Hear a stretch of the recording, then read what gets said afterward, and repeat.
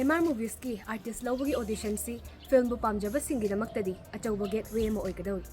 Hawjikti MR Movies khakta natana Nonglei Films, Serious Film amadi malang kaithel su yausalakuna anauba artist singidamakta achauba khudongchaba ama pigadawi. Nonglei Films ki Dark Film Lumfuto mana chingba maipaklaba film puthokraba saknaraba filmmaker Bimol Fibogi banner ni.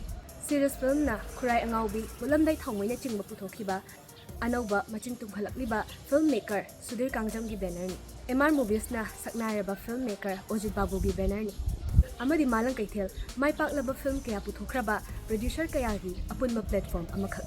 Masikhak natana atopa masaknaraba filmmaker producer kaya lakpiduna hariba audition asidagi anauba talent leba artist kaya ama makhoigi nangnu puthokadaba film singidamakta khangatkadawi. Hariba achauba opportunity asi manghanbiduna lakliba January gi date 30 fawbagi manungda form thajinbiduna February 3 ta pangthokadaba audition kwa kaithel leba BB Live Imphal gi auditorium da lakpiduna audition asibu saruk yabi. Akupa marol tananingba singidamakta di 7629951629 hariba number asida paw phawjinbi.